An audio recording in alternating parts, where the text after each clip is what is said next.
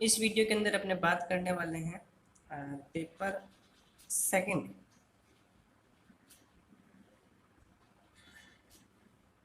एक टॉपिक है जिसका नाम है अनंत स्पर्शा। अनंत स्पर्शा इंग्लिश में बोलते हैं इसको एसिम्पटोट। इंग्लिश में बोलते हैं इसको एसिम्पटोट्स बोलते हैं। ठीक है, क्वेश्चन कितना आएंगे? एक छोटा आएगा 2019 की बात करें 4 नंबर का। 4 नंबर में भी आता है, कभी कभी 1 नंबर वाला 1 या 2 नंबर होता है। और बड़ा क्वेश्चन तो आएगा ही आएगा जो कितने नंबर का है, 15 नंबर का है। क्योंकि पेपर सेकंड है तो पेपर सेकंड के अंदर हम बड़े क्वेश्चन, वैसे हमने उच्चिष्ट निम्निष्ट का भी किया है, उच्चिष्ट का भी किया है, एक हम अनंत स्पर्शा भी कर रहे हैं और एक हम करेंगे पार्शियल डिफरेंशिएशन। ये तीनों क्वेश्चन बड़े आते हैं, ना केवल बड़े आते हैं, ये छोटे भी आते हैं। इसलिए मैंने इन तीनों टॉपिक को कवर कराने का फैसला लिया। उच्चिष्ट निम्निष्ट में करवा चुका, उसका एक पार्ट आने बाकी है तो आ जाएगा। अनंत स्पर्शा एक ही पार्ट में क्लियर होगा, आज वाले पार्ट में। वीडियो कितना होता है पता नहीं, लेकिन आसान सा टॉपिक है, कोई बड़ी बात नहीं। पार्शियल डिफरेंशिएशन ही होता है, कुछ आपके पढ़ा होगा, तो इस टॉपिक को हम थोड़ा शॉर्ट में लेंगे, यानी कि जो इंपॉर्टेंट बातें हैं केवल वही करेंगे।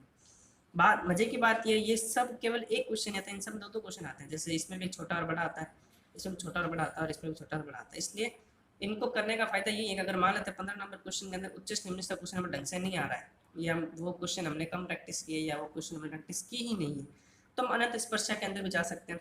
और मान लेते हैं इन दोनों में से हार्ड आता है तो हम पार्शियल डिफरेंशिएशन वाला क्वेश्चन भी कर सकते हैं, क्योंकि 15 नंबर वाले क्वेश्चन को हम चांस ले सकते हैं। 15 नंबर वाला 30 नंबर का हो गया है, क्योंकि पेपर आधा हो गया, 3 घंटे का 1.5 घंटे हो गया, तो ऑब्वियसली बात है नंबर क्या हो जाएंगे, सबके डबल हो जाएंगे, यानी कि 30 नंबर के क्वेश्चन के हम चांस नहीं ले सकते। तो हम बात करते हैं इस चैप्टर को शुरुआत करते हैं, जिसका नाम है अनंत स्पर्शा। देखो नाम से देखो अनंत स्पर्शा। स्पर्शा क्या होती है? जो स्पर्श करती है, जिसे हम स्पर्श रेखा बोलते हैं। और अनंत मतलब जो अनंत में जाकर स्पर्श करे। जैसे सो एग्जाम्पल लेता हूँ मैं, जैसे कोई भी ये एक कर्व है, कर्व यानी ऐसे मान लेते हैं ये, चलो ये कर्व है, ठीक है, ये मैंने कर्व मान लिया। कर्व कर्व कर्व यानी वक्र बोलते हैं जिसको। अब इसके कोई भी एक टेंजेंट है, टेंजेंट यानी स्पर्श रेखा को टेंजेंट बोलते हैं ना, स्पर्श रेखा बोलते हैं, टेंजेंट बोलते हैं। अगर कोई भी रेखा है वो जैसे इसके इसके समांतर चल रही है, चल रही है, चल रही है, चल रही है, चल रही है, और कहीं ना कहीं आगे जाकर वो हो सकता है उसको स्पर्श करे, तो ये जो रेखाएं होती है इसी को हम क्या बोलते हैं? अनंत स्पर्श रेखाएं बोलते हैं। अब ये कैसे भी हो सकती है, जरूरी नहीं है ऐसे हो, ये ऐसे भी तो हो सकती थी। अगर मान लेते हैं ये वक्र ऐसे ना, अगर ये वक्र ऐसे होता तो वो ऐसे भी तो हो सकती थी, है ना, वो ऐसे भी तो हो सकती थी। तो वो कैसी भी हो सकती है अनंत स्पर्श रेखाएं। बात ये आती है कि किसी भी कर्व या कोई भी वक्र है उसमें कितनी इस अनंत स्पर्श रेखाएं हो सकती है। तो हमें क्या करना है, इस चैप्टर के अंदर हमें एक कर्व दिया जाएगा, एक वक्र देंगे आपको, और उस वक्र की कोई ना कोई समीकरण देंगे, जैसे x की पावर 4 y प्लस एन, चलो ऐसा कोई वक्र है, और हमें कहेगा इस वक्र पर पूछेगा कि जो स्पर्श, ये जो अनंत स्पर्श रेखाएं हैं, ठीक है, हमें क्या कहेगा, इसकी समीकरण पूछेगा हमसे कि इन जितनी भी बन रही है, जितनी भी बन सकती है, कितनी बन सकती है, कैसे बनती है, आगे बताऊंगा। जितनी भी अनंत स्पर्श रेखाएं बनती है इस कर्व के अंदर, उन सब की हमें क्या बतानी है, समीकरण बतानी है। ये हमारे इस टॉपिक का मेन क्या है, पर्पज है, या मेन हम कह सकते हैं इस टॉपिक का मेन काम है। तो वैसे मैकेनिज्म पर बात ना करके मैं अनंत स्पर्श रेखाओं की, आपको क्या ध्यान रखना है, एक तो यहाँ पर अनंत स्पर्श रेखा की डेफिनेशन पढ़नी, अनंत स्पर्श रेखा की डेफिनेशन पढ़नी है, ठीक है। एसिम्पटोट्स की डेफिनेशन पढ़नी है, बुक है ना, बुक के पहले पेज में इसकी डेफिनेशन लिखी हुई है लास्ट के अंदर, तो वो डेफिनेशन जरूर पढ़ लेना। एक क्वेश्चन के अंदर आ सकता है, 1 नंबर के क्वेश्चन के अंदर आ सकता है, इसकी डेफिनेशन पूछ सकता है, ठीक है। चलिए अब हम बिना कोई टाइम वेस्ट किए आगे, ठीक है। ये मैंने बेसिक मतलब बताया चैप्टर का। अब बात करते हैं कि कोई भी वक्र दे रखा है अपने को, कैसा भी वक्र दे रखा है, तो उसमें कितनी स्पर्श रेखाएं हो सकती है ना। देखो वैसे डायरेक्ट इसको क्वेश्चन से कराना ज़्यादा सही समझूंगा, अगर क्वेश्चन से करेंगे तो हम चीज़ें बेहतर समझ सकेंगे। फिलहाल मैं बताता हूँ, देखो अब देखो है क्या स्पर्श रेखा, अब चीज़ ध्यान से सुनना, है क्या वो स्पर्श रेखा, अनंत स्पर्श रेखा बोलेंगे हम उसको। अनंत रेखा, रेखा की समीकरण क्या होती है? क्या रेखा समीकरण y बराबर mx प्लस c होती है? याद करो, रेखा की समीकरण यही तो होती है, y बराबर mx c। कोई भी सरल रेखा है, सीधी रेखा है, उसकी समीकरण क्या हो सकती है? y बराबर mx c हो सकती है। अगर ये समीकरण 1 से 2 है तो क्या हो जाएगा, y बराबर, अगर इसमें 1, इसमें चेंज होने वाली चीज़ें कौन है, या तो m चेंज होगा या c चेंज होगा, तो दूसरे में क्या हो जाएगा y2x + c2, ये हो सकती है। और अगर ऐसे 3 है तो क्या हो जाएगी m3x c3 हो जाएगी। ये 3 समीकरण बन सकते हैं। समझ में आ रही है बात। रेखा की समीकरण क्या होती है, y बराबर mx + c होती है। रेखा की समीकरण केवल m और c पर ही डिपेंड होती है। m और c की वैल्यू चेंज होती रहेगी तो रेखा की वैल्यू क्या हो जाएगी, चेंज हो जाएगी, क्योंकि x और y तो चेंज होने वाले नहीं है, ये तो चर पद है। यानी कि मैं ये कह सकता हूँ कि जब भी हमें स्पर्श रेखा की समीकरण निकालनी है तो हमारे पास एक तो m की वैल्यू होनी चाहिए और एक हमारी वैल्यू क्या होनी चाहिए, c की होनी चाहिए। लेट सपोज कोई एग्जांपल है, उस एग्जांपल है जैसे क्वेश्चन है x² y² -a² x² + y²। अभी ये क्वेश्चन हम करेंगे थोड़ी देर में, लेकिन फिलहाल मैं इसको एग्जांपल ले रहा हूँ, x + y और a की पावर 4 = 0। ये क्वेश्चन है, क्वेश्चन ऊपर लिखा हुआ है कि इसके आपको क्या निकालना है, इसके आपको अनंत स्पर्श रेखाएं निकालनी। तो देखिए पहले हम ये चेक करते हैं इसके अंदर कितनी स्पर्श रेखाएं बन सकती है। तो इस पद के अंदर मैक्सिमम पावर कितनी है, देखो मैक्सिमम पावर ये पूरा एक पद है, दो इसके पास कितनी हो गई, 4। अगर मैं इसके अंदर गुणा करूं तो दो इसके पास ये भी 4 देगा। इसकी से इसके पास भी 2 पावर है, इसके पास 2 पावर, ये भी कितना होगा, 4 होगा। ऐसे यहाँ 3 और ये भी 4 होगा, 3 और ये भी 4 होगा, और ये भी कितना होगा, 4 होगा। देखो सबकी 4 ही आ रही है वैसे, लेकिन हमें सबकी नहीं देखनी, हमें देखनी है अधिकतम कितनी है। जो अधिकतम पावर कितनी है, 4 है। यानी कि इसकी 4 अनंत स्पर्श रेखाएं निकलेगी। कितनी निकलेगी, इसकी 4 अनंत स्पर्श रेखाएं निकलेगी। अब 4 निकलेगी, इसका मतलब अगर मैं इसको एक नॉर्मल फॉर्म लिखूँ तो पहली समीकरण क्या हो सकती है, y बराबर m1x + c1। दूसरी क्या हो जाएगी, y बराबर m2x + c2। तीसरी क्या हो जाएगी, y बराबर m3x + c3। और चौथी क्या हो सकती है, y बराबर m4x + c4। यही तो 4 समीकरण होगी वो। अब हम 4 समीकरण हमें निकालने, उसकी विधि के बारे में बात करेंगे, लेकिन मेन मकसद हमारा ये हो गया ना कि हमें कहीं से m1 m2 m3 m4 और c1 c2 c3 और c4 की वैल्यू मिल जाए, हम इसके अंदर पुट कर देंगे और हमारे पास 4 समीकरण आ जाएगी। तो ये इसका बेसिक मतलब है, ऐसे हम इसको करेंगे। यानी कि जब भी हम अनंत स्पर्श रेखाएं निकालेंगे, तो हमारा मेन मकसद क्या होगा, m की वैल्यू निकालना और c की वैल्यू निकालना। अब m कितने c कितने होंगे वो क्वेश्चन पर डिपेंड करता है, जितनी उसकी मैक्सिमम पावर होती है। अगर 4 है तो 4 निकलेगी, 3 है तो 3 निकलेगी, 2 है तो 2 निकलेगी। ठीक है, ये था इसका बेसिक तरीका। अब हम क्या करते हैं, इसको निकालने का तरीके और क्या क्या हो सकते हैं। तो देखिए कोई भी समीकरण जरूरी नहीं है कि हर बार उसके अंदर हमें m1 m2 m3 या c1 c2 c3 निकालना पड़े। पहले हम उस क्वेश्चन की प्रवृत्ति को चेक करेंगे, यानी कि हमारा मेन काम क्या है, क्वेश्चन को ढंग से चेक करना, क्वेश्चन को चेक करना। क्यों चेक करना, उसका रीजन है। देखो अब जो स्पर्श रेखाएं हैं वो 2 प्रकार की हो सकती हैं। पहली, या तो वो अक्षों के समांतर हो, अक्ष समझते हो, एक्स एक्स और वाई एक्स। और दूसरी वो क्या हो सकती है, वो हो सकती है तिर्यक अनंत स्पर्श रेखा बोल सकते हैं जिसको, तिर्यक अनंत स्पर्श रेखा। 2 प्रकार की हो सकती है। जब भी तिर्यक अनंत स्पर्श रेखाएं होगी, तो निश्चित रूप से हमें m1 और m और c के मान निकालने पड़ेंगे। लेकिन जब अक्षों के समांतर होती है, तो ये वाली प्रोसेस हमें नहीं करनी, उसके लिए प्रोसेस क्या अलग है और दूसरी प्रोसेस में क्या आसान है। ठीक है, ये क्वेश्चन देखकर हम अब आपके मन में डाउट आ गया, हमें कैसे पता चलेगी कि वो जो अनंत स्पर्श रेखाएं हैं वो अक्षों के समांतर है या तिर्यक है, तो वो मैं बता रहा हूँ कैसे निकालते हैं। ठीक है, एक बार के फिर मैं एग्जाम्पल, जब भी क्वेश्चन के अंदर अक्षों के समांतर होगी, अब मेन बात है, अब चेक करना है ना मैं कि अक्षों के समांतर होगी त्रिभुज। जब भी अक्षों के समांतर रेखाएं होगी तो हमें क्या करना है, काम करना है, x की अधिकतम पावर या घात बोल सकता हूँ मैं, को 0 के बराबर रखना है।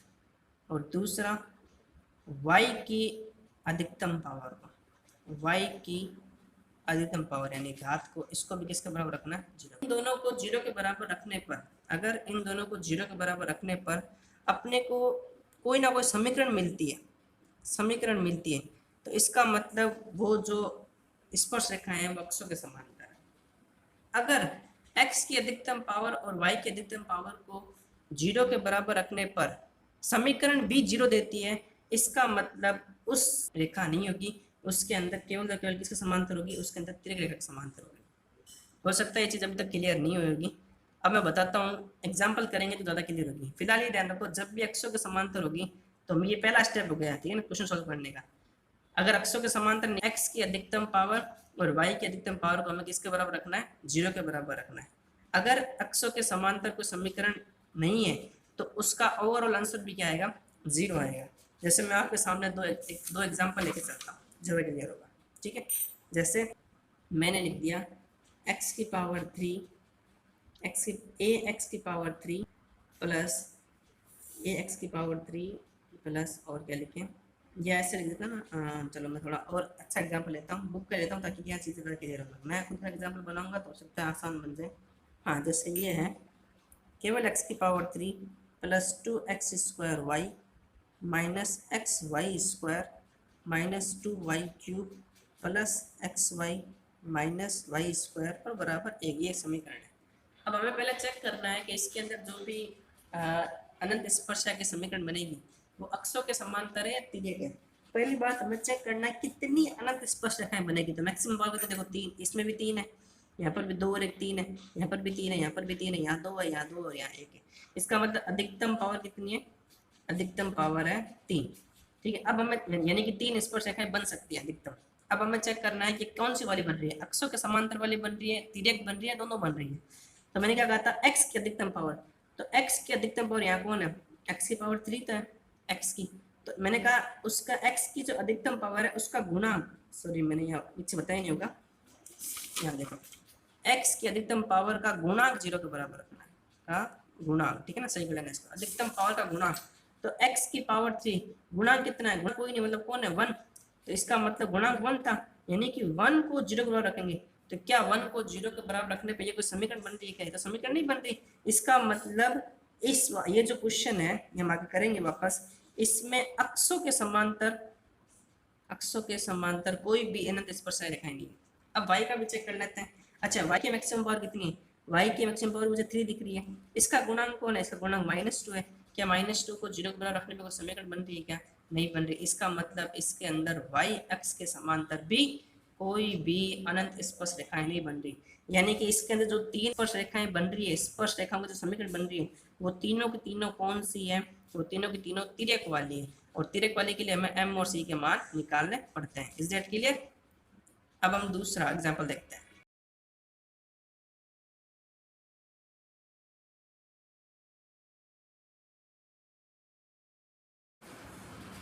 चलिए अब हम बात, चलो इस एग्जांपल से हमें क्या समझ में आया कि ये जो समीकरण है उसके अंदर तिर्यक ही बनेगी। अब मैं कोई ऐसा एग्जांपल लेता हूँ जिसके अंदर, जैसे अब हम क्वेश्चन स्टार्ट कर रहे हैं, ठीक है। आपके बुक का एग्जांपल नंबर 1 है, और उस एग्जांपल के अंदर क्या लिखा हुआ वो बताता हूँ मैं आपको। देखो अभी थोड़ी देर पहले जो मैंने लिखा था क्वेश्चन, वही आप एग्जाम्पल है, और इसमें क्या लिखा हुआ, इसमें लिखा हुआ है x² y² minus a² bracket के अंदर x² plus y² minus a² bracket के अंदर x प्लस y और a की पावर 4 और इज इक्वल टू 0। क्वेश्चन में क्या लिखा हुआ मैं पढ़ बताता हूँ कि सिद्ध कीजिए कि निम्न वक्र, यानी निम्न वक्र की अनंत स्पर्श रेखाएं एक वर्ग को निर्मित करती है, यानी कि इसकी जो भी अनंत स्पर्श रेखाएं आएगी, जो भी अनंत स्पर्श रेखाएं आएगी वो क्या बनाती है, एक वर्ग बनाती है।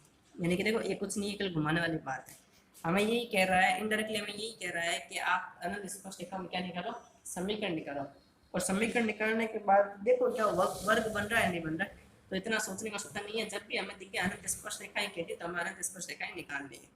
तो पहली बात वही बात, अधिकतम पावर कितनी, अधिकतम पावर 4 है, यहाँ पर भी 4 है, यहाँ पर भी 4 है, 4 है। इसका मतलब कितनी अनंत स्पर्श रेखाएं बनेगी, अनंत स्पर्श रेखा कितनी बनेगी, वो बनेगी 4, यानी 4 समीकरण हमारे पास आने चाहिए।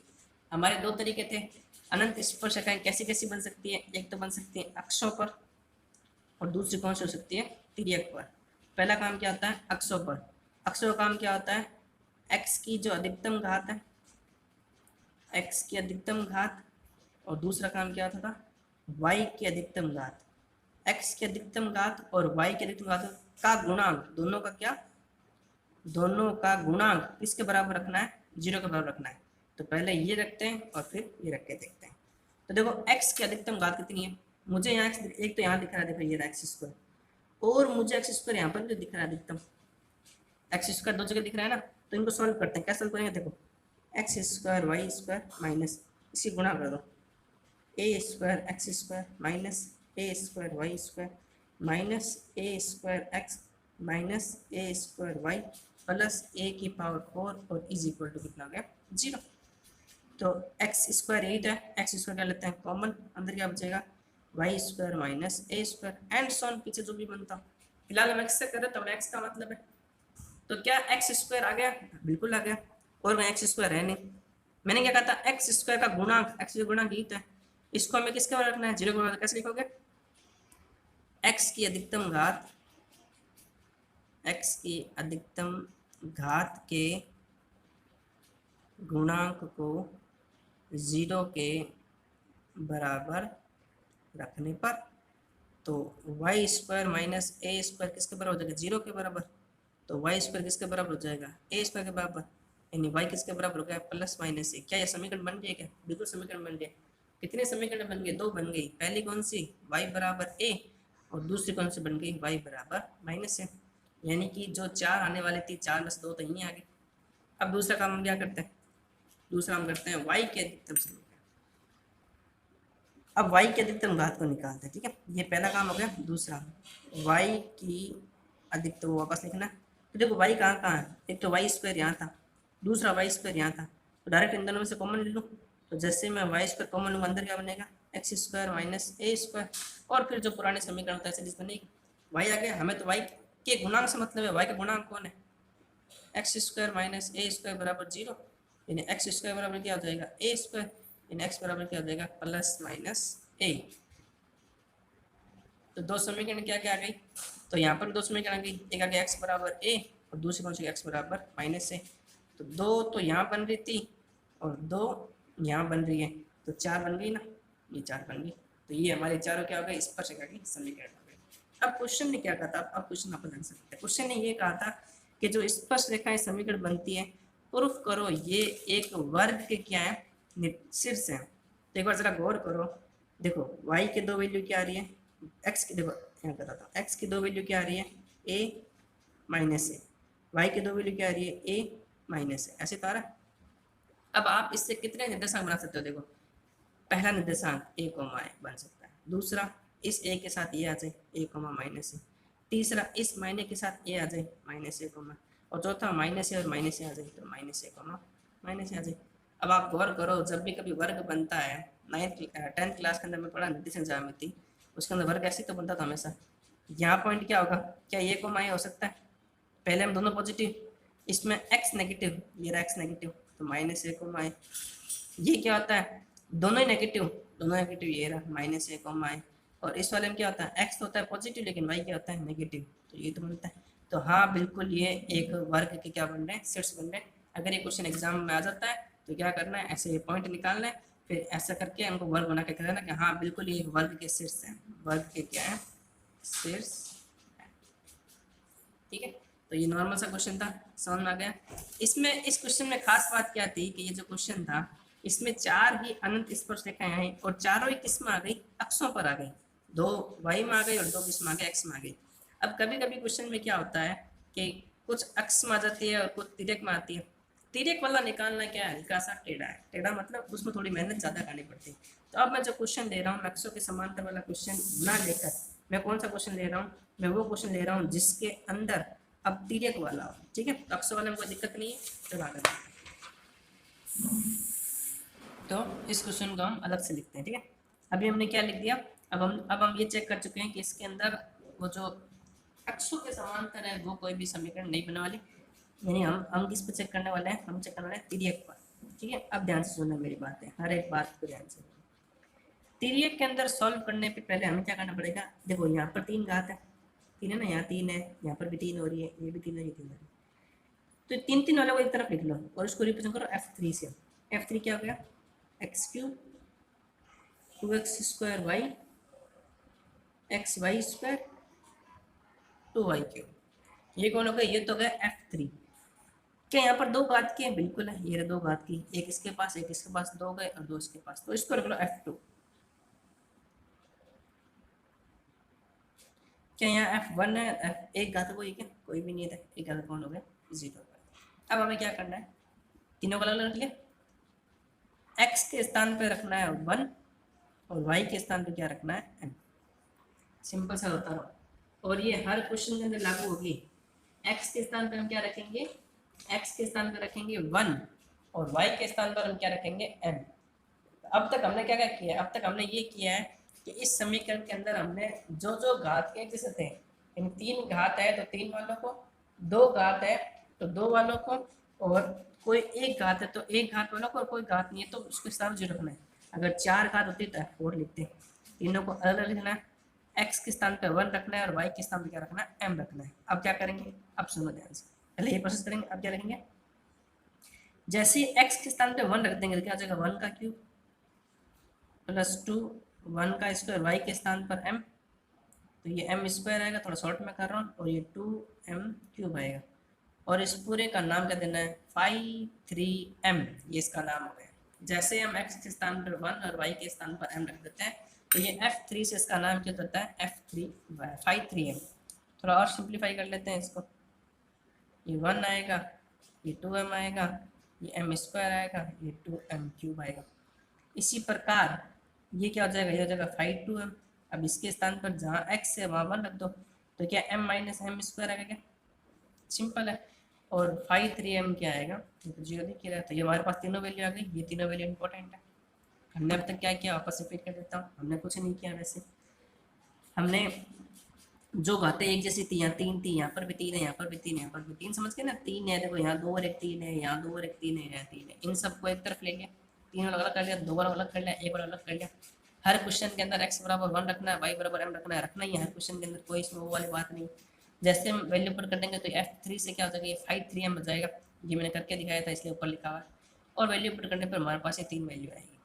अब हमारा मेन प्रोसेस, अब आगे प्रोसेस देखो क्या है, हमेशा जो अधिकतम घात होता है, अधिकतम घात यहाँ 5,3 वाले थे, ये भी 2 है, ये 1 है, अधिकतम घात वाले को क्या रखना है, 0 के बराबर रख देना, फिक्स है। तो क्या रखेंगे, 5,3m किसके बराबर रखेंगे, 0 के, तो 5,3m upon 1 plus 2m minus m square minus 2m cube बराबर किया जाएगा 0।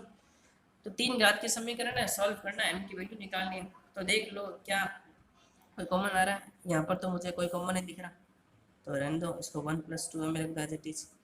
क्या यहाँ पर कोई कॉमन आ रहा है क्या, ठीक है, तो यहाँ पर कॉमन आ रहा है, बिल्कुल आ रहा है, कौन आ रहा है, माइनस का m स्क्वायर कॉमन आ रहा है, तो अंदर क्या बचेगा, 1 प्लस 2m तो बचेगा, और वहाँ कॉमन दिख जाएगा आपको, ओवरऑल क्या कॉमन हो गया, 1 प्लस 2m हो गया, अंदर क्या बचा, कोई कॉमन नहीं है, तो 1 माइनस m स्क्वायर बचा।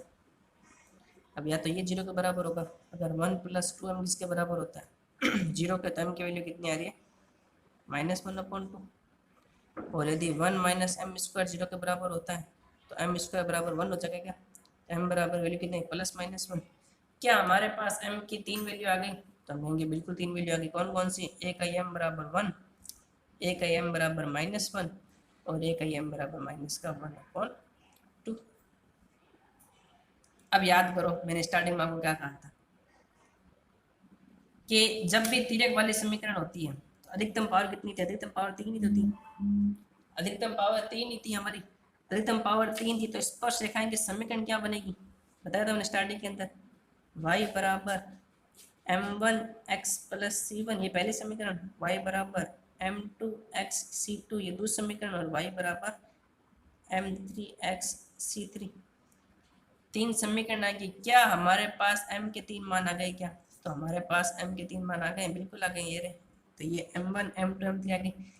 अब हमारा टारगेट क्या है, c1 c2 और c3 की वैल्यू आ जाए। अब c1 c2 c3 वैल्यू कैसे निकालते हैं उसका एक फॉर्मूला वो बताता हूँ, लेकिन उससे पहले एक बात करूँ, क्या m का कोई भी मान सेम है क्या, यहाँ 1 है, यहाँ -1 है, यहाँ -1/2 है, यानी कि यहाँ से हमें ये चीज़ प्रूफ होती है कि m का मान कोई भी सेम नहीं है। जब भी m का मान कोई भी सेम नहीं होता है तो c निकालने का एक ही प्रोसेस है। अगर m का मान कोई भी दो वैल्यू सेम होती, 2 या 3 भी सेम हो सकती थी, अगर यहाँ 1 आता और यहाँ पर भी लेट सपोज 1 होता, तो c निकालने की प्रोसेस क्या है, थोड़ी सी अलग है, वो अपने अगले क्वेश्चन देखेंगे। फिलहाल हमने क्या देखा है कि m के तीनों मान क्या डिफरेंट, इसको मैं m1 के देता हूँ, इसको मैं m2 के देता हूँ, और इसको मैं क्या देता हूँ m3 के देता हूँ। सही है। तो कैसे निकालेंगे वो देखो, अब सी की वैल्यू अपने को निकालनी है, तो सी की वैल्यू निकालते हैं। तो उससे पहले आपको सी की वैल्यू का एक फॉर्मूला है वो याद करना पड़ेगा, और वो फॉर्मूला क्या है देखो, आसान सा, कुछ नहीं, सी बराबर बट्टे में 53m का डिफरेंशिएशन क्या लिखा मैंने, 53। अब मैंने 53 क्यों रखी है, क्योंकि यहाँ पर देखेंगे हम क्वेश्चन के अंदर 53 तो मैक्सिमम पावर थी, जो मैक्सिमम पावर होती है उसी को हमें किसके बराबर रखना होता है, उसी को हमें 0 के बराबर रखना, उसका डिफरेंशिएशन आएगा बट्टे में। ऊपर क्या आएगा, इससे जस्ट छोटी वाली वैल्यू 3 से छोटी कौन 2, और बीच में क्या आएगा माइनस, ये सी का फॉर्मूला हो जाएगा याद, कोई बड़ी बात नहीं। बट्टे में कौन सी वैल्यू आएगी, जो अधिकतम पावर है वो आएगी, लेकिन डिफरेंशिएशन के साथ। एक डैश का मतलब क्या होता है, एक बार डिफरेंशिएशन, दो डैश का मतलब क्या होगा, दो बार डिफरेंशिएशन। ऊपर क्या आएगा, उसी से 3 से जस्ट छोटी वाली 2m के साथ। अब हमारे पास m की, पहले मैं इसको सॉल्व कर लूँ क्या, तो देखो c बराबर, अब देखो इधर क्या कह रहा है ये c, इसको मैं ऐसे लिखता हूँ ताकि आपको ज़्यादा समझ में आएगा। देखो दोनों वाली दिखती रहेगी ना। c क्या कहता है, ऊपर अपना 5 to m ये रहा, क्या है, अच्छा माइनस तो आ गया है ही, m माइनस m स्क्वायर। बट्टे में क्या कह रहा है, बट्टे में कह रहा है 5 3 का डिफरेंशिएशन, ये रहा 5 3, करो इसका डिफरेंशिएशन। 1 का कितना हो गया 0, 2m का कितना हो जाएगा 2, इसका कितना हो जाएगा 2m, और ये कितना हो जाएगा माइनस का 6m स्क्वायर, यानी कि थोड़ा ढंग से देता हूँ, कचरा कर दिया। तो हमसे क्या आएगा, c की value m minus m square, और बट्टे वैल्यू क्या आएगी, 0 छोड़ दो, 2 minus 2m minus 6m square, ये तो आएगा। ये फॉर्मूला याद रखना है, आसान से, कुछ दिक्कत है नहीं। लेकिन ये फॉर्मूला कब लगाना है, जब m की तीनों वैल्यू क्या आनी चाहिए, m की तीनों वैल्यू डिफरेंट आनी चाहिए, सेम नहीं आनी चाहिए, ठीक है, सेम का अलग फॉर्मूला है। अब हम वैल्यू पुट करते हैं। पहला कौन था हमारा, m हमारा कितना आया था, अब m बराबर m1 कितना था 1 मान लेते हैं, m2 कितना था -1 था, और m3 कितना आया था अपना, m3 आया था माइनस का 1/2, m3 आया था माइनस का 1/2। तो m1, अब देखो c कितना है, c रखो वैल्यू, तो जहाँ m के स्थान 1 रखते रहो, ठीक है। तो देखो क्या आ जाएगा, माइनस का 1 माइनस 1 का स्क्वायर अपॉन 2 माइनस 2 माइनस 6 आएगा। तो ऊपर वैल्यू 0 हो गए, तो ये तो 0 हो गया, ऊपर 0 हो गया ना, 1 माइनस 1 0 हो गया, तो m1 और c1 आ गया। m2 कितना है -1, तो यहाँ -1 रखो, तो यही तो c की वैल्यू है, तो c बराबर क्या हो जाएगा देखो, तो माइनस का तो यहाँ -1 का स्क्वायर करेंगे ना ऐसे, और यहाँ 2 माइनस ये +2 हो जाएगा क्या, और ये 6 ही रहेगा। तो मैंने थोड़ा शॉर्ट में किया कैलकुलेशन, वहाँ पर आप भी शॉर्ट में करना। ये ऊपर -2 आएगा, और नीचे कितना हो गया, नीचे अगर 2 2 4 -2, 2 2 4 -2 तो आ रहा, तो सी की वैल्यू कितनी आ रही, सी की वैल्यू आ रही है 1, एक यानी c2 हो गया ये, ठीक है। सही किया ना हमने, एक बार चेक कर लेते हैं,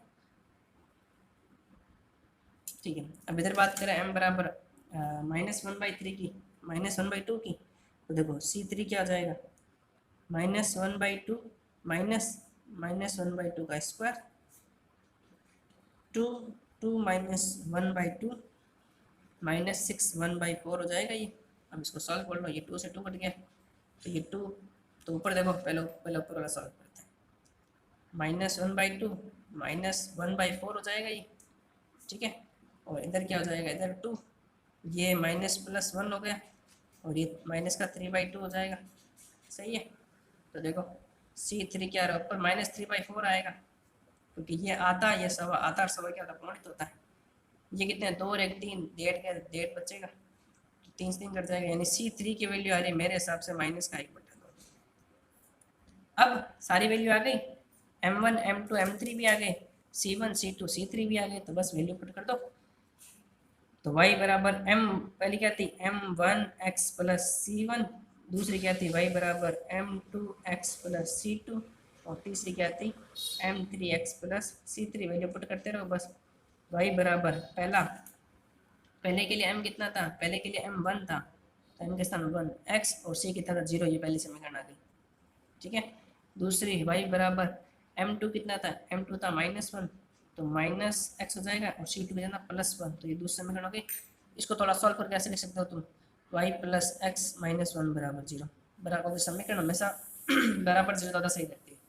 और अगर तीसरे की बात करें तो y बराबर m की वैल्यू कितनी थी, -2x हो जाएगा और इसकी वैल्यू कितनी है, -1/2, तो इन सबको अंदर ले लो और 2 एलसीएम ले लो तो क्या हो जाएगा, 2y + x + 1 बराबर क्या हो जाएगा, 0। तो ये हमारी पहली समीकरण, ये हमारी दूसरी समीकरण और ये हमारी तीसरी समीकरण, ये 3 समीकरणें हमें बतानी थी। इस प्रकार हम इस क्वेश्चन को सॉल्व करते हैं। समझ में आ गया? तो मेन क्वेश्चन का काम क्या था, मेन छोटे छोटे ही काम थे। छोटे काम में क्या था, सबसे पहले समीकरण आती है, वो समीकरण में चेक कर लेना है कि एक्सों के समांतर तो कोई क्वेश्चन नहीं है, फिर 3 2 को अलग अलग कर देना है, एक्स के स्थान पर 1 रखना है, वाई के स्थान पर m रखना है, तो 5 3 5 2 और 5 1 बन जाएंगे। फिर जो बड़ी वाली वैल्यू होती है यानी 5 3 वाली जो पे अधिकतम हो उसको 0 के बराबर रखना है, उस समीकरण को सॉल्व करना है, तो m की आपको वैल्यू मिल जाएगी। अगर m की वैल्यू तीनों अलग अलग है तो c का ये वाला फॉर्मूला लगाना है, अगर m की वैल्यू सेम होती है तो कैसे करते हैं वो अगला क्वेश्चन करते हैं।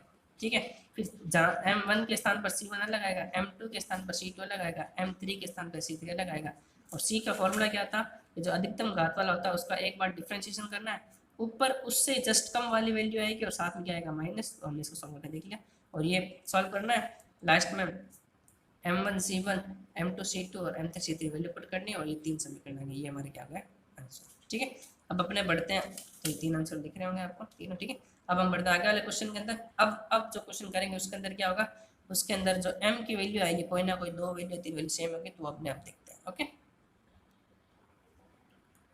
चलो यहाँ पर आंसर में मेरे कुछ चिन्ह की मिस्टेक हो रही है, यहाँ -1 आ रहा है और C3 उनके +1/2 आ रहा है, तो ये छोटी सी मिस्टेक है, ये कहीं माइनस प्लस हो गया, तो वो आप देख देना। ठीक है, थोड़ा ध्यान रखना, मतलब आंसर के अंदर यहाँ C2 -1 आ रहा है, मेरे +1 आ रहा है, और यहाँ C3 उनके प्लस का आ रहा है, मेरे माइनस का आ रहा है, तो इस कारण इन दोनों समीकरण का चिन्ह आपस में क्या होगा, चेंज होगी, तो वो आप देख लेना थोड़ा ढंग से। ठीक है, प्रोसेस मेन समझ में आनी चाहिए। अब अपने बढ़ते हैं आगे वाले क्वेश्चन के अंदर, और नेक्स्ट क्वेश्चन है अपना है, बुक का एग्जांपल ही एक बार मैं ले रहा हूँ, एग्जांपल हमें चांस ज़्यादा होता है, और ये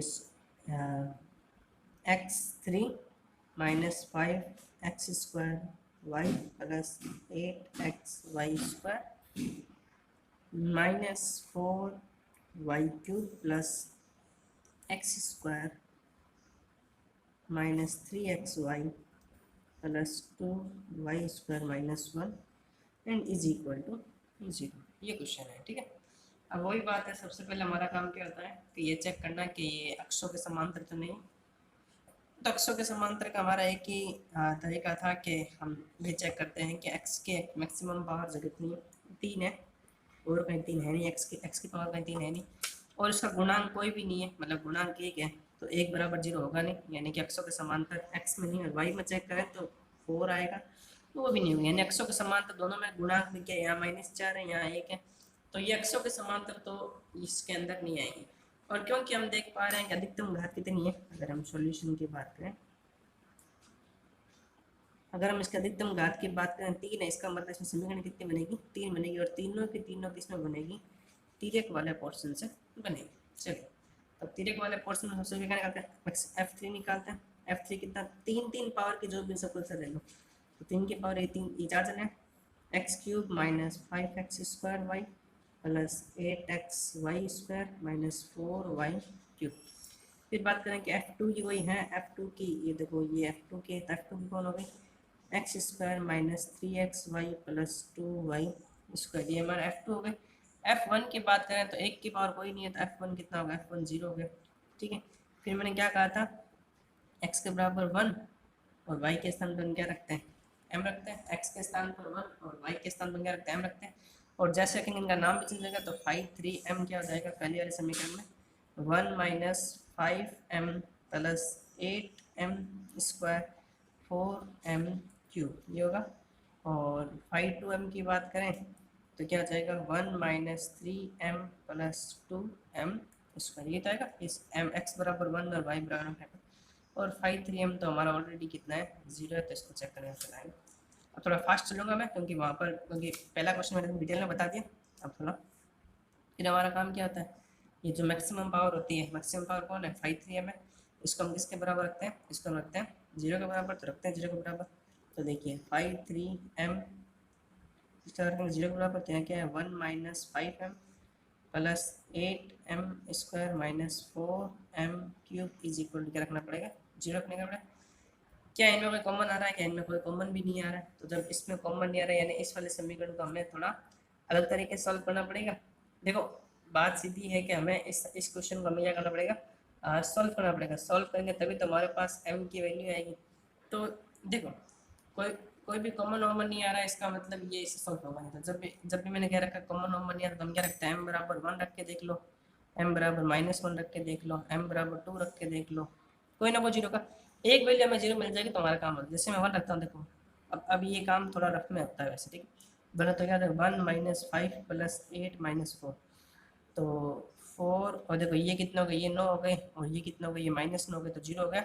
यानी कि मैं ऐसे कह दूँ कि m बराबर 1 इसका एक गुणांक है, तो एक मान तो हमें मिल गया। अब जब एक मान मिल जाता है तो बाकी मान निकालने में क्या होती है, आसानी होती है। कैसे निकालते, मैंने एक मेथड बताया था आपको, याद होगा कैसे रखते हैं उसको। देखो सबसे पहले हम क्या करते हैं, इन सब के चिन्ह चेंज कर लेते हैं। देखो मैं इस समीकरण को ना अलग से सॉल्व करना बताता हूँ कैसे। देखो थोड़ा सा अच्छी चीज़ है ये, वैसे मैंने बता रखी है, 25 वाले में बताया था अगर वीडियो देखा है तो। देखो समीकरण ये है, ठीक है, थोड़ा ध्यान से देखना मैं क्या बता रहा हूँ, 2-3 बातें सीखने को मिलती है। पहले मैं क्या करता, देखो ये टर्म्स मेरी सबसे बड़ी है तो मैं इसको प्लस में रखना चाहूँगा ना, तो अगर मैं इन सबको इधर लेके आ जाता हूँ और वापस घुमा कर तो क्या क्या मैं ऐसे लिख सकता हूँ इक्वल टू में जीरो है, तो मुझे कोई दिक्कत नहीं है। जब इक्वल टू में जीरो हो तो हमें क्या दिक्कत है, कोई दिक्कत ही नहीं है, ऐसी तो होगा ही। अब m बराबर 1 रखा हमने और जैसे m बराबर 1 रखा तो ये वैल्यू जीरो हो चुकी है, ये देखा ये भी 9 हो रहा है और ये भी कितना हो रहा है -9 हो रहा है। यानी कि m रखने पर m 1 रखने पर जीरो गए, मतलब कि एक गुणांक तो m बराबर 1 है। बाकी गुणांक कैसे निकालते मैंने मेथड बताया था, कैसे रखते हैं याद करो, ऐसे दिखाया था मैंने। m बराबर 1 तो यहाँ 1 रखना है, ये क्या है 4 8 5 -1, यहाँ तक इनके गुणा रखने होते हैं मैंने कहा था। फिर क्या रखना होता है, पहले वाली वैल्यू एज इट इज आएगी, फिर इसके इससे गुणा तो कितना आएगा 4, ये कितना आ रहा है, ये आ रहा है -4, तो -4 गुणा किससे 1 से तो कितना आएगा -4, ये कितना आ गया, ये हो गया 1 हो गया क्या, 1 हो गया, तो 1 के 1 से कितना हो गया 1, तो ये जीरो हो गया। और मैंने कहा भी था इसमें पीछे वाला पोर्शन हमेशा कितना आता है, जीरो होता है। अगर पीछे वाला पोर्शन जीरो होता तो ये हमारी नई समीकरण बन गई। और क्योंकि समीकरण ये क्यूब से स्टार्ट हुई थी तो ये वाली समीकरण किससे स्टार्ट होगी, स्क्वायर से स्टार्ट होगी। तो समीकरण क्या बनेगी 4m स्क्वायर -4m प्लस 1 बराबर 0। यानी कि मैं ऐसे कह सकता हूँ एक टुकड़ा तो ये था और एक समीकरण ये आ गई। देखो बताता हूँ अब कैसे लिखेंगे। अब इस समीकरण में कैसे लिखता हूँ, एक तो m -1 होगा, -1 कैसे होगा, ये 1 इधर आके 0 होगा, और दूसरी समीकरण ये होगी ब्रैकेट के अंदर कौन सी 4m स्क्वायर -4m प्लस 1 बराबर 0, ऐसे तो होगा। अब इसको करना ये सबसे आसान तरीके में से एक मेथड मैंने सिखाया था आपको, है ना। उच्चिष्ट में बताया था या निम्निष्ट, उच्चिष्ट में बताया होगा या व्यापक समीकरण बताया, किसी में बताया मुझे याद है। वापस रिपीट कर देता हूँ क्या होता है।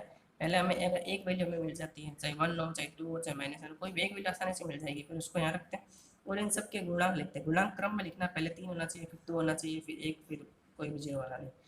फिर पहले वैल्यू एज रखते हैं तो 4 ऐसे कैसे आ गया, फिर 4 की 1 से मल्टीप्लाई तो 4, फिर सॉल्व करते हैं -4 की मल्टीप्लाई तो -1 सॉल्व कर लेंगे, लास्ट में 0 आना चाहिए। और जो बच जाते हैं क्योंकि समीकरण क्यूब में स्टार्ट हुई थी तो अब जो स्क्वायर से स्टार्ट होगी, स्क्वायर ये तो एक समीकरण तो ये आएगी, देखो ये। और एक हमें पता था m बराबर 1 पे 0 था तो -1 इधर ले गया तो m -1 हो जाएगा, तो ये समीकरण होगा, ठीक है। तो एक तो हमें पता ही है, तो इस m -1 0 के बराबर होगा, तो m बराबर कितना आ गया 1। अब इसको 0 के बराबर रखो तो 4m स्क्वायर -4m प्लस 1 बराबर 0।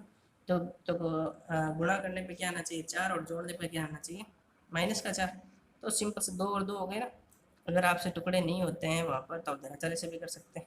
तो कॉमन कौन आएगा 2m कॉमन आएगा, अंदर क्या हो जाएगा 2m -1, यहाँ -1 कॉमन आएगा क्या हो जाएगा 2m -1, क्योंकि हमें ये वैल्यू तो ओवरऑल बराबर चाहिए होती है। तो 2m -1 एक तरफ और 2m -1 भी एक तरफ। तो मैं क्या देख पा रहा हूँ कि m की वैल्यू 1/2 और m की वैल्यू 1/2 आ रही है, क्योंकि इससे भी 1/2 आएगी और इससे भी क्या 1/2 आएगी, और एक वैल्यू क्या थी m बराबर 1। अब यहाँ गड़बड़ हो गई, गड़बड़ क्या हो गई, m का ये m1 मान लेता हूँ, ये m2 मान लेता हूँ, ये मान लेता हूँ m3 मान लेता हूँ। ये दोनों वैल्यू क्या है, ये दोनों वैल्यू आ गई इक्वल। अब अगर ये दोनों वैल्यू इक्वल आ गई तो इन दोनों के लिए सी का फॉर्मूला अलग चलेगा, और ये अकेला है तो इसके लिए सी का फॉर्मूला वही जो हमने पहले सीखा था। तो पहले मैं इसको सॉल्व कर लेता हूँ।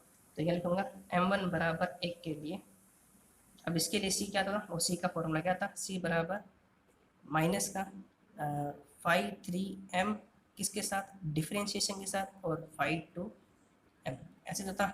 तो सी बराबर, अब देखो 5 2m कह रहा है, तो 5 2m ये देखो मैंने कुछ इस प्रकार रखा है, ये 5 2m कितना है 1 minus 3m plus 2m square, तो 1 minus 3m plus 2m square, और बट्टे में क्या है इसका डिफ्रेंशिएशन, तो 1 का 0 हो गया, और इसका कितना हो जाएगा, इसका हो जाएगा -5, इसका कितना हो जाएगा 16m, और ये कितना हो जाएगा माइनस का 12m स्क्वायर, और m के स्थान पर हमें क्या रखना है, क्योंकि हम इसके लिए सॉल्व कर रहे हैं, m के स्थान पर रखना 1 रखना है, तो जैसे 1 रखेंगे तो 1 minus 3 plus 2 upon -5 plus 16 minus 12, और ये पूरी वैल्यू किसकी आनी चाहिए, माइनस की। तो अगर देखा जाए तो ओवरऑल सॉल्व पर ऊपर 0 गया, देखो 3 और 0, तो बात खत्म हो गई। तो C1 भी क्या आ रहा है 0, यानी कि हमने M1 1 रखने के लिए C1 में कितना आ रहा है 0। ये तो एक पोर्शन हुआ, लेकिन अब अगर मैं इन दोनों की बात करूँ, क्योंकि यहाँ पर वैल्यू क्या है आपस में सेम है, तो जब वैल्यू आपस में सेम होती है तो उनको सॉल्व करने का तरीका क्या होता है, अलग होता है। वो देखो अब यहाँ से C की वैल्यू कैसे निकालते हैं, ये थोड़ी सी सीखने वाली बात है। क्या लिखेंगे, M2 बराबर लिखेंगे M2 बराबर -1/2 और M3 बराबर -1/2 के लिए, क्योंकि वैल्यू सेम कैसे लिखेंगे, क्योंकि M2 बराबर M3 है तो C का मान निम्न होगा। अब सुनना ध्यान से, जो मैं फॉर्मूला बता रहा हूँ कैसे लिखते हैं, देखो दो वैल्यू सेम है तो सबसे पहले लिखो C स्क्वायर, दो वैल्यू सेम है सबसे पहले लिखो C स्क्वायर 5 3m, लेकिन 2 बार डिफरेंशिएशन, क्योंकि यहाँ पर क्या था C स्क्वायर था, साथ में गुणा में आएगा 1/2 फैक्टोरियल प्लस। अब देखो अब दिमाग लगाओ, अब मैं कह रहा हूँ इसी को घटते हुए क्रम में करना है, तो C स्क्वायर के स्थान पे क्या आ जाएगा, C आ जाएगा, ऊपर 1 रहेगा, यहाँ 2 फैक्टोरियल थे, यहाँ पर क्या आ जाएगा 1 फैक्टोरियल, यहाँ क्या है यहाँ 5 3 था तो यहाँ क्या आ जाएगा 5 2 आ जाएगा, और यहाँ पर 2 बार डिफ्रेंशिएशन हुआ तो यहाँ पर इस पर एक डिफ्रेंशिएशन हुआ। क्या हम इसको और कम करेंगे, बिल्कुल कम करेंगे, 1 के स्थान पर 1 रहेगा, 0 फैक्टोरियल 1 होता है 0 फैक्टोरियल, C का है अगर C छोड़ दो, यहाँ 5 2 है तो 5 2, अब कौन आएगा, अब आएगा 5 1, m के साथ में आएगा ही आएगा, लेकिन इस बार यहाँ पर तो एक बार डिफरेंशिएशन हुआ था, लेकिन यहाँ पर होगा नहीं, और बराबर क्या रखना है 0, ये इसका फॉर्मूला है, समझे। देखो क्योंकि दो वैल्यू सेम आ रही थी, अब समझ ध्यान कैसे, दो वैल्यू सेम आ रही थी तो दो वैल्यू तो C स्क्वायर, सुबह C स्क्वायर से करेंगे, 2 फैक्टोरियल लगा, और सबसे बड़ी पावर कौन सी 3 थी तो 3 का डबल, फिर एक घटाते हुए चलो, 2 फैक्टोरियल तो यहाँ फैक्टोरियल, यहाँ C स्क्वायर तो यहाँ C, यहाँ 2 तो यहाँ 1, यहाँ 2 बार डिफरेंशिएशन करना था तो यहाँ एक बार करेंगे। अच्छा अगर मान लेते हैं, अब सपोज लेट सपोज, अब मैं यहाँ पर एक चीज़ एक्स्ट्रा बता रहा हूँ, लेट सपोज ये एक्स्ट्रा चीज़ है, ठीक है, m की 3 वैल्यू सेम आ जाती है, हमारे शायद एक आधा क्वेश्चन ऐसा है, अगर 3 वैल्यू सेम आ जाती है तो हम कैसे करते हैं, तो उसका ऐसा होता, यहाँ आता 1/3 फैक्टोरियल, C आता 3, 5 आता 4, और डिफ्रेंशिएशन कितनी बार होता 3 बार, फिर 3 के स्थान पर अब यहाँ अब कम करते चलो 2, यहाँ C क्या हो जाएगा स्क्वायर, 5 कितना हो जाएगा 3, डिफरेंस कितनी बार होगा 2 बार, अच्छा m ब्रैकेट में लिखना था। अब फिर एक कम करो तो 1 फैक्टोरियल, C कितना हो जाएगा 1, 5 कितना हो जाएगा 2, साथ में m डिफरेंस कितनी बार होगा 1 बार, और लास्ट वाला क्या होगा 1, 0 फैक्टोरियल, C हट जाएगा क्योंकि C की पावर 1 तो आ गई यहाँ पर, और 5 कितना हो जाएगा 5 हो जाएगा 1, और साथ में क्या आएगा m, सिंपल है बराबर 0। यानी कि ये एक फॉर्मूला वैसे बनाया गया है, फॉर्मूला है नहीं ये प्रॉपर्टी समीकरण, मतलब फॉर्मूला है लेकिन हम इसको बना सकते हैं, ठीक है। तो इसका मैं समीकरण नंबर फर्स्ट या सेकंड नाम दे दूँ। अब मैं ये वैल्यू पुट करता हूँ, ठीक है। तो वैल्यू पुट करने के लिए मेरे पास, तो देखो वैल्यू पुट करते हैं, ठीक है अपने, ठीक है। अब हम वैल्यू पुट करते हैं, तो देखो 2 फैक्टोरियल 2 ही होता है, फैक्टोरियल पता है ना, दो फैक्टोरियल कैसे लिखेंगे, 2 इंटू 1, कम करते चलते हैं ना। सी स्क्वायर ऐसा कैसा, ये कह रहा है फाइव 3 का 2 बार डिफ्रेंशिएशन, फाइव 3 का 2 बार डिफ्रेंशिएशन। तो देखो मैं पहले फाइव 1 को निकालता हूँ, तो पहले फाइव 1 निकालना वाला। मुझे एक बात बताओ, मैंने यहाँ फाइव 3 का एक बार डिफ्रेंशिएशन किया था ना, एक बार कर रखा था ना, तो मैं इसको एक बार और कर देता हूँ, तो क्या हो जाएगा देखो, -5 0 हो जाएगा, 16m कितना हो जाएगा 16, क्योंकि 2 बार करना था ना मुझे, और ये कितना था 24m। क्लियर नहीं, क्योंकि देखो वापस देखो, यहाँ मुझे क्या निकालना था, फाइव 3 का 2 बार डिफ्रेंशिएशन निकालना था। एक बार यानी ये तो वैल्यू है, एक बार यहाँ निकाला हुआ था, तो मैंने इसका एक बार और कर दिया। ठीक है, चलो आगे बढ़ो, आगे क्या कह रहा है, प्लस प्लस फिर प्लस, अब हमें क्या निकालना है, 1 वेक्टोरियल तो 1 ही रहेगा, सी साथ में ही, तो 1 इंटू सी, फाइव 2 का एक बार डिफ्रेंशिएशन, तो फाइव 2, तो ये रहा फाइव 2, देखो यहाँ दिख रहा होगा, इसका एक बार डिफ्रेंशिएशन फाइव 2m का, तो कर दो डिफ्रेंशिएशन, कितना 1 का 0, -3m का 3, प्लस ये कितना हो जाएगा 4m प्लस। अब लास्ट फॉर्मूला में क्या कह रहा है, लास्ट फॉर्मूला कह रहा है केवल 5 1m, तो 5 1m, अच्छा ये 1 था, 1 लिख दिया, 5 1m कितना हो जाएगा, ये तो 0 हो जाएगा, ये ध्यान रखिएगा मैंने 5 लिख दिया, 1 होगा ना, 3 2 1, तो 0 है। बस अब इसको सॉल्व कर लो, और बराबर क्या रखना है 0, और m कितना था, m तो एक ही था ना, 1/2, दोनों की वैल्यू सेम थी, तो बस वैल्यू पुट कर लो, तो 1/2 सी स्क्वायर 16 माइनस, देखो ये 12 आ जाएगा क्या, क्योंकि यहाँ 1/2 रखूँगा यहाँ पर, ठीक है, ये 12 आ जाएंगे, 1/2 2 से 2 कट जाएगा, प्लस 1 सी को छोड़ दो, 1 को छोड़ दो, सी -3 प्लस ये 2 हो जाएगा, क्योंकि यहाँ 1/2 रखेंगे, फिर 2 से 4 कट जाएगा। ठीक है, ये थोड़ा शॉर्ट में कर रहा हूँ, तो यहाँ क्या आ जाएगा, ये हो गया 2c स्क्वायर रहेगा, क्योंकि ये 4 होगा, 4 से 2 कट जाएगा, 2c स्क्वायर, और ये कितना हो गया माइनस का c इज इक्वल टू कितना हो गया 0 हो गया। क्लियर हो गया। देखो मैंने थोड़ी कैलकुलेशन शॉर्ट के अंदर की है, तो आपको भी थोड़ी शॉर्ट में आना चाहिए। तो 2c स्क्वायर माइनस सी, तो यहाँ से सी की वैल्यू क्या, कैसे देखो सी कॉमन ले लो यहाँ से, तो 2c - 1 बराबर 0, तो या तो सी की वैल्यू 0 आएगी, और दूसरी सी की वैल्यू कितनी आएगी 1/2, और दोनों में m की वैल्यू कितनी थी 1/2 और 1/2, तो दूसरी समीकरण यहाँ से बनेगी। और पहला हमारा क्या था, जो पहला हमने किया था वो कहाँ था, हाँ ये रहा, उसमें m 1 था और c कितना था 0 था, तो m कितना था उसमें m 1 था और c कितना था 0 था। अब तीन समीकरण होना नहीं, तीन समीकरण क्या होते हैं हमेशा, y बराबर m1x प्लस c1, y बराबर m2x प्लस c2, और y बराबर m3x प्लस c3। दोनों में ये वैल्यू पुट कर, तीनों में वैल्यू पुट कर देना, तीन समीकरण बन जाएगी, वो हमारा क्या होगा आंसर होगा। बुक के अंदर दो एग्जाम्पल है, इससे पहले ये जो हमने कोई बुक के अंदर एग्जाम्पल है, 4 एग्जाम्पल थे वैसे नॉर्मली, 2 मैंने करवा दिए और 2 आपको अपने हाथों से करके देखना, ज़्यादा माथा बड़ी है नहीं, बस एक तो ये सी का जो फॉर्मूला है, एक तो ये जो सी का सी, देखो सी दो चीज़ों पर डिपेंड करता है, अगर m की वैल्यू सेम होती है तो सी ये फॉर्मूला लगेगा, अगर m की वैल्यू 3 हो जाती है सेम, तो फॉर्मूला ये लगेगा, 3 से ऊपर जाएगा नहीं आपका, मेरे हिसाब से 2 जाएगा, 2 में मतलब मेन ये फॉर्मूला, दो बार वैल्यू इक्वल होती है, और अगर m की वैल्यू तीनों ही अलग अलग आती है तो c का फॉर्मूला क्या लगता है, ये लगता है। बस इतनी सी बातें ध्यान रखनी, और ये समीकरण सॉल्व करना आना चाहिए, सॉल्व करने की ट्रिक बता रखी है मैंने, इससे आप सॉल्व कर सकते हैं। ठीक है, तो ये था अपना बेसिक अंतःस्पर्शीय। अंतःस्पर्शीय हमने 2 इससे कर लिए, एक हमने अक्षों के समांतर वाला कर लिया, एक हमने कौन सा कर लिया, एक हमने कर लिया ये वाला तिर्यक वाला।